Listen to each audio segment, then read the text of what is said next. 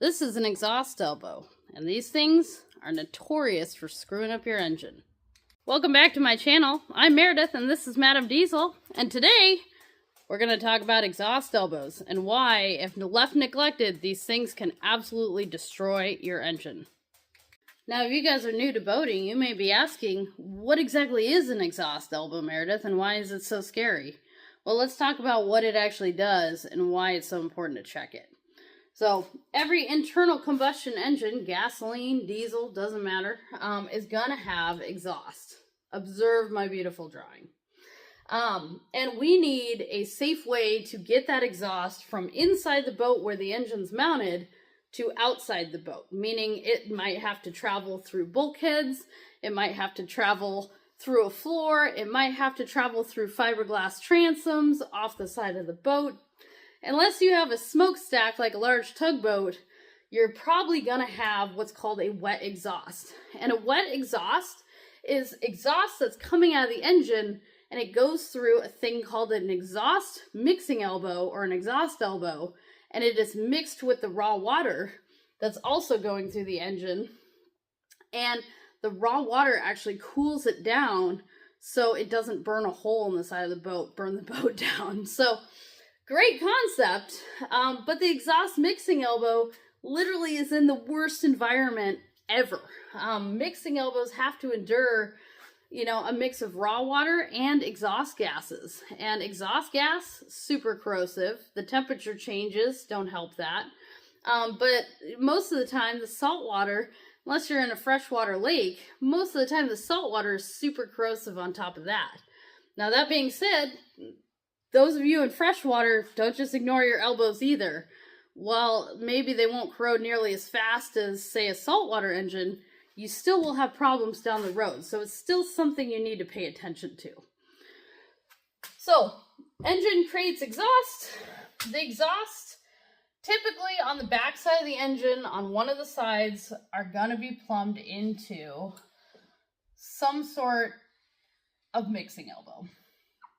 And the reason I'm drawing this upside down U shape, there's different shapes. There's elbows that go straight down, and there's elbows that create kind of a riser shape, similar to what you saw in the beginning of the video.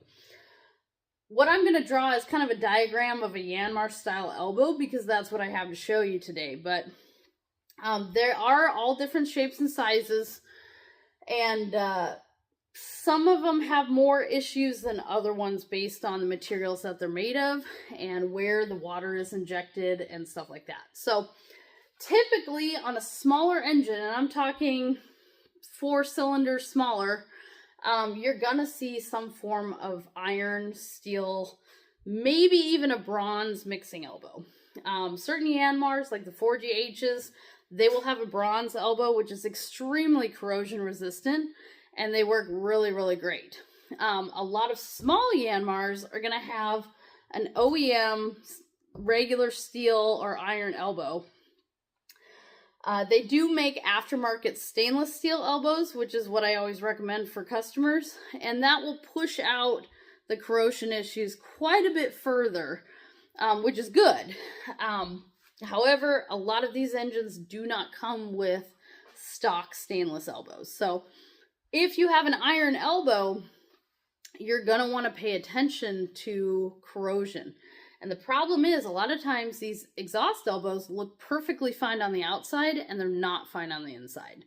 So let's talk about what's on the inside. Coming in from the engine, we've got our exhaust gas, right? We got black exhaust clouds. And that dry exhaust, we're talking 400 to 700 degrees Fahrenheit.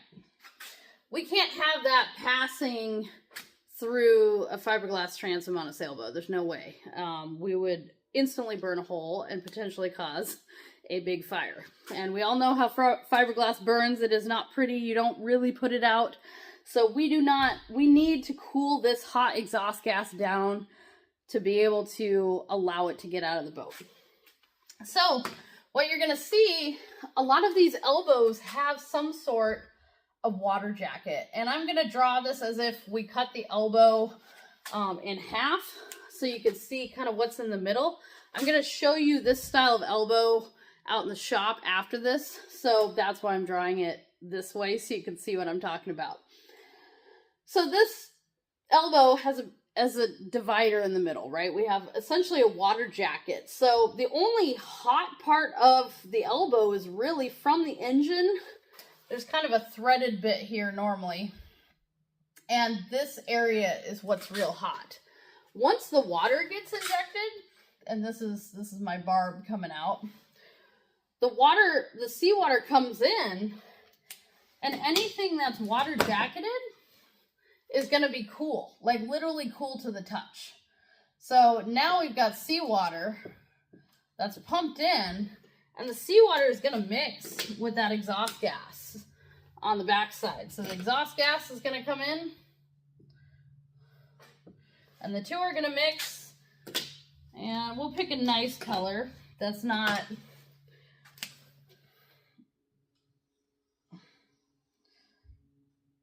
and they're going to mix together, and it's going to be great. So now we're talking about water that's like 60 degrees Fahrenheit, which is a lot better than 700 degrees. And it's going to be a blend of our exhaust gas, our burnt gases coming out of the engine, and the salt water that got pumped into the elbow. Where does the salt water come from? That comes from the backside of the heat exchanger. It's done its job cooling the coolant.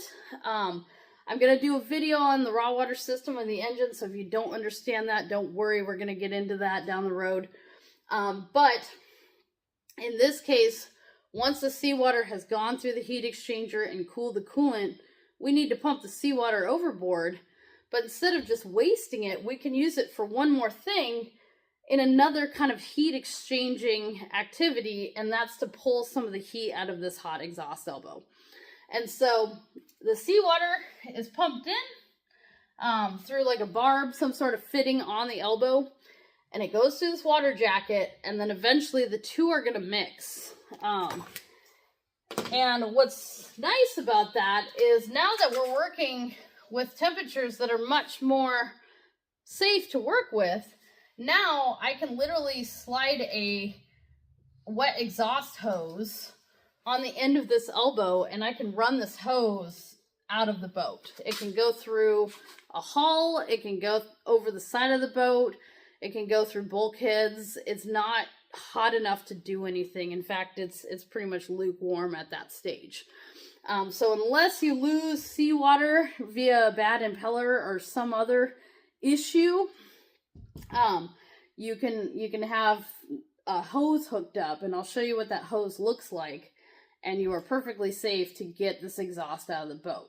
Now, there's several problems here, and one of the main problems before we move out into the shop is we're taking really hot exhaust and we're mixing it with typically very cold raw water. So the salt water coming in here around Puget Sound, we're talking 45, 50 degrees. And if you've got several hundred degrees coming out of the engine, that's going to create a rapid cool down. And on this particular elbow, they literally cut the exhaust in half with this water jacket. Yanmar didn't exactly design this elbow to the best of their abilities. And so these elbows tend to get clogged up with soot because of the rapid temperature change.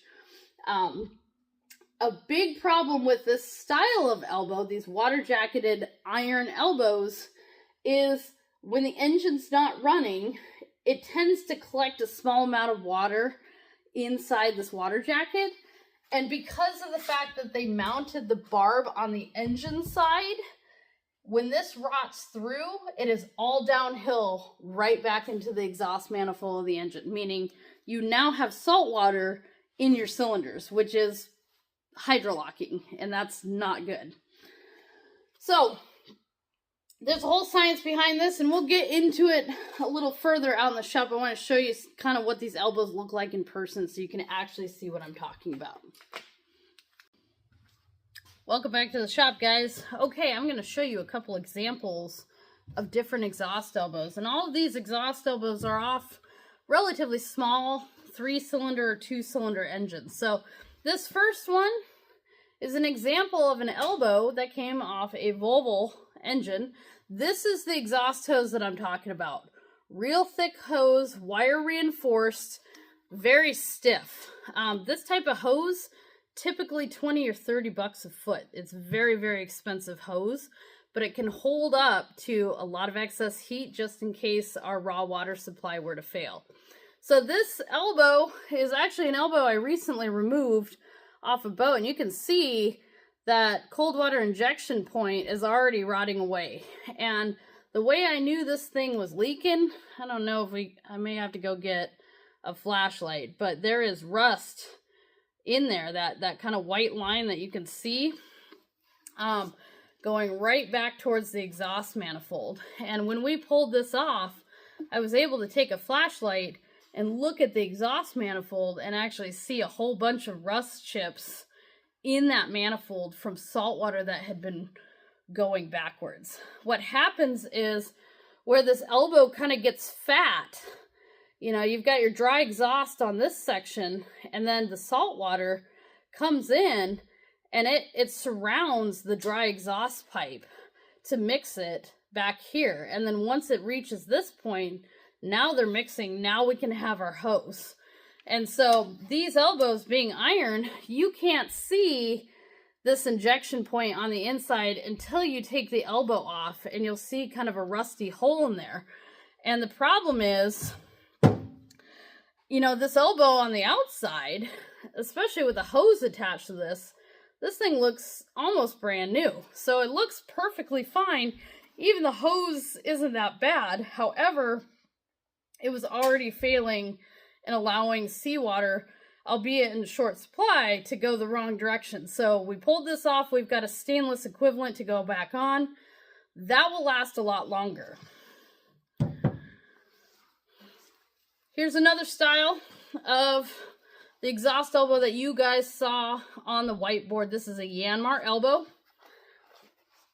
And again, dry exhaust comes up through here, and it is dry exhaust all the way to where this injection point comes in. And inside here is our divider that I drew, and it's mixed back here where that hose would normally come out. And so this elbow, once that divider in the middle rots out, it is all downhill right back into the engine. So that's why this style of elbow, the Volvo style of elbow, are bad news if you don't check them regularly. The final one, this is that same elbow, but this is the inside. So there's a couple issues here where this is the dry exhaust coming through. This is that kind of divider, that water jacket divider. I'll give you a close look there. And there's two issues. This one was starting to rot through, but it hadn't completely rotted through. However, this engine wouldn't start because the dry exhaust, that's 100% soot blocking that. And so that's the issue with these elbows, is because they cut this 2-inch exhaust pipe in half and suddenly mix it with cold water, this elbow is a really big restriction on top of being an iron elbow, which is obviously not that corrosion resistant. So you want to check these elbows not only for saltwater corrosion, but also for being blocked up with soot, because eventually it'll get to the point where this engine won't start at all, which was the case with this one. The final elbow, and probably kind of the safest version, is this elbow. And this elbow came off kind of a Kubota style engine called the Universal. And the reason it's wrapped up in exhaust wrap or lagging is this is all dry exhaust. And what's awesome about this style of elbow is the water injection point isn't until the back side of that U shape, meaning even if this rotted through and fell off, water cannot make it backwards to the engine. So this one happens to be made for a Catalina. It is stainless. That being said, stainless, as you can see, is not perfectly stainless. So once you wrap stainless up and take oxygen out of the equation, it will corrode just like anything else. So the only way to keep stainless is to unwrap it every once in a while and, you know, clean it up. That being said, don't ignore it. These things can seriously damage your engine, especially from hydrolocking. I encourage anyone with iron style elbows, check these things either every year or every other year. If you have a stainless version, yes, you can push it out significantly longer. However, you know, my engine has, you know, the aftermarket stainless version of this elbow, which is great. However, the restrictions are still there, so I still have to take it apart and check that it's not clogging up with soot. So anyways, hope you guys learned something. I will see you in the next video.